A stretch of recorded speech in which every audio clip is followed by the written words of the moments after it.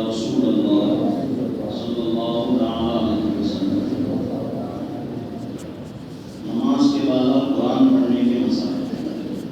قرآن مجید دیکھ کر پڑھنا زبانی پڑھنے سے افضل ہے، کیونکہ اس صورت میں قرآن مجید کو پڑھنا بھی ہوگا، قرآن مجید کو دیکھنا بھی ہے اور قرآن مجید کو چھونا بھی ہے، اور یہ تینوں بھی عبادت ہے۔ کیا مطلب؟ قرآن مجید کو دیکھ کر پڑھنا چاہیے، اور یہ دیکھ کر پڑھنا زبانی بغیر دیکھ کر پڑھنے سے زیادہ افضل ہے، اس لیے کہ جب آپ دیکھ کر قرآن مجید پڑھیں گے تو صرف آپ قرآن مجید ہی نہیں پڑھیں گے بلکہ قرآن کو دیکھیں گے۔ قرآن کو صرف دیکھیں گے نہیں بلکہ آپ قرآن کو چھوئیں گے، اور قرآن کو چھونا بھی ہوگا، پڑھنا بھی ہوگا، دیکھنا بھی ہوگا، تو یہ تمام چیزیں بھی عبادت میں شامل ہیں۔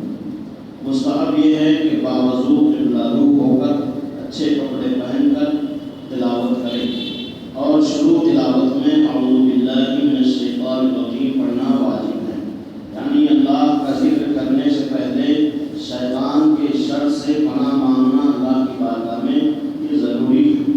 اور سورت کے شروع میں کوئی سورت آپ پڑھ رہے ہیں قرآن کی، اس کے شروع میں بسم اللہ الرحمن الرحیم پڑھنا یہ سنت ہے، اور سورت کے درمیان میں بسم اللہ پڑھنا مستحب ہے۔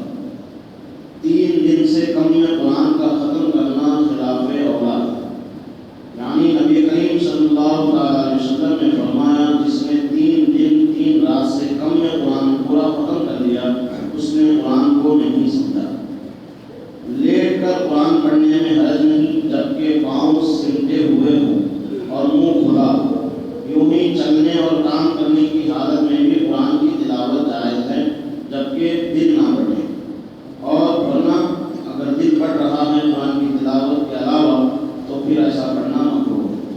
غسل خانے میں، پاخانہ اور نجاست کی جگہوں میں قرآن مجید پڑھنا ناجائز ہے۔ جب قرآن مجید بلند آواز سے پڑھا جائے تو حاضرین پر سننا فرض ہے، جبکہ وہ مجمع قرآن مجید سننے کے لیے جمع ہوا ہو، ورنہ ایک کا سننا کافی ہے، اگرچہ اور لوگ اپنے کام میں مشغول ہوں۔ مجمع میں سب لوگ بلند آواز سے پڑھنا یہ ناجائز ہے۔ اکثر لوگ فاتحہ سیوں میں یعنی تیجوں کی قرآن خوانی میں، اور جہاں قرآن خوانی ہوتی ہے وہاں سب لوگ بلند آواز سے پڑھتے ہیں، یہ حرام ہے۔ قرآن پاک کی آیت ہے وَإِذَا قُرِئَ الْقُرْآنُ فَاسْتَمِعُوا لَهُ وَأَنصِتُوا لَعَلَّكُمْ تُرْحَمُونَ۔ جب قرآن پڑھا جائے تو خاموشی کے ساتھ سنیں تاکہ سننے اور پڑھنے والے دونوں پر اللہ کی رحمتیں نازل ہوں۔ ہمارے پاس خاص طور پر حیدرآباد شہر میں ایسا ماحول ہے کہ جب قرآن پڑھا جاتا ہے تو اس میں شاعر پڑھتے ہیں، قُلْ یَا أَیُّہَا الْکافِرُونَ پڑھ کے چھوڑ دیتے ہیں، پورا مجمع مل کے سورہ اخلاص بھی پڑھتا ہے، سورہ فلق بھی پڑھتا ہے، سورہ ناس پڑھتا ہے۔ تو ایسا سب مل کے پڑھنا حرام ہے، اگر قرآن شریف ایک پڑھے اور سب لوگ سنیں تو یہ صحیح طریقہ ہے۔ اگر چند شخص پڑھنے والے ہوں تو حکم ہے کہ سب آہستہ پڑھیں۔ جہاں کوئی شخص علم دین پڑھا رہا ہو یا طالب علم اپنی کتاب پڑھ رہا ہو وہاں بھی بلند آواز سے قرآن مجید پڑھنا منع ہے۔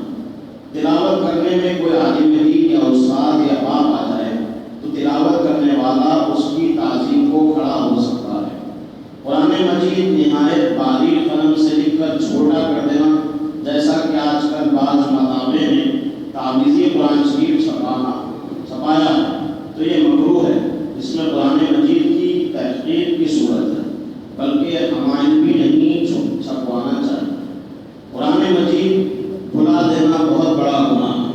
حدیث پاک میں ہے کہ جو قرآن مجید پڑھ کر بھول جائے وہ قیامت کے دن کوڑی ہو کر اٹھایا جائے گا۔ قرآن مجید کے حروف کو صحیح مخارج سے ادا کرنا ضروری ہے، مثلا ق، تا اور سین، تا، صاد اور ذال، زا، ظا، را، حمزہ، عین، ان حرفوں میں صحیح طور پر امتیاز رکھیں۔ نماز میں قرآن پڑھیں یا نماز کے باہر قرآن پڑھیں، حرفوں کی ادائیگی ہر جگہ ضروری ہے۔ اگر حرفوں کے صحیح ادا نہ ہونے سے معنی بگڑ گئے تو نماز فاسد ہو جائے گی اور گناہ گار بھی ہوگا، اس لیے حرفوں کی ادائیگی کو سیکھنا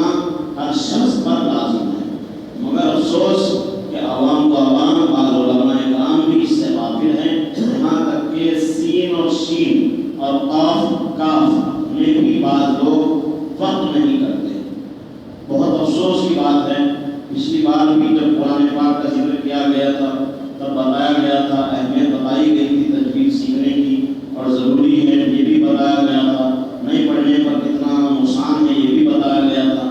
لیکن آج ہمارا معاشرہ اتنا تباہ و بربادی کے دہانے پہنچ چکا ہے کہ اسے کبھی دین کا خیال نہیں آتا، کبھی اچھی بات سمجھ میں نہیں آتی، کبھی دین کے کام کے لیے وقت نکالنے کو ہمارا جی نہیں چاہتا۔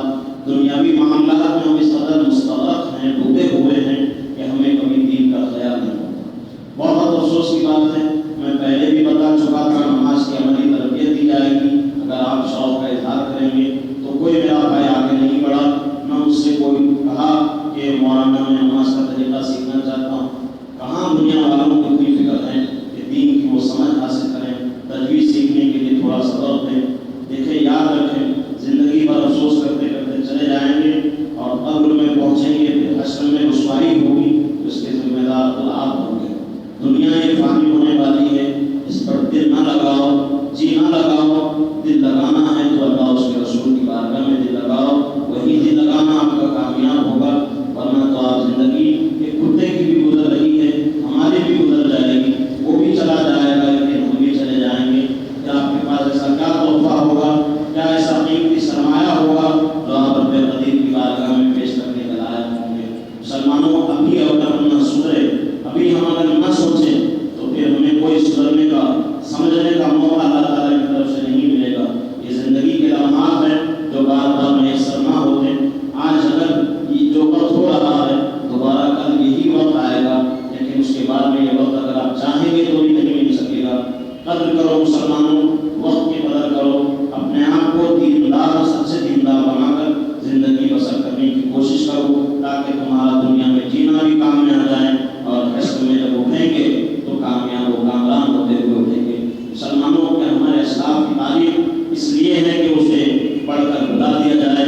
آپ کو یاد ہوگا، آپ نے تاریخ کا وہ واقعہ سنا ہوگا، واقعہ بتانا میرا مقصد نہیں۔ حضرت سلطان صلاح الدین ایوبی رضی اللہ تعالیٰ عنہ بادشاہ وقت بھی ہیں، بہت بڑے اللہ کے ولی بھی۔ حضرت سلطان صلاح الدین ایوبی اپنے چند مریدوں کے ساتھ جنگل کی طرف جا رہے تھے۔ بجلیوں کا کڑکنا، جب جنگلوں میں آگے پہنچے تو انہیں خیال آیا کہ جب جنگل میں آ ہی گئے تو کوئی چیز شکار کر لیا جائے۔ یہ سوچ کے جب آگے بڑھے تو بہت لمبا سفر طے کر لیے، کوئی شکاری ہاتھوں میں لگا شکار نہیں کر سکے۔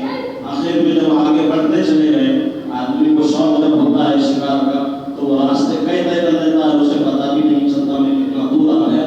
حضرت سلطان صلاح الدین ایوبی بھی آگے بڑھتے چلے گئے، جب آگے بڑھے تو ایک خوبصورت حسین و جمیل لڑکی دوڑتے ہوئے آئی، آپ کے پاس آ کر ٹھہر گئی، کہنے لگی میری مدد فرمائیے، میری مدد کیجیے، ڈاکوؤں نے قافلے کو لوٹ لیا ہے، ہمیں بھی لوٹنا چاہتے ہیں، ہماری آبرو کی حفاظت کیجیے، ہماری عزت کی حفاظت کیجیے۔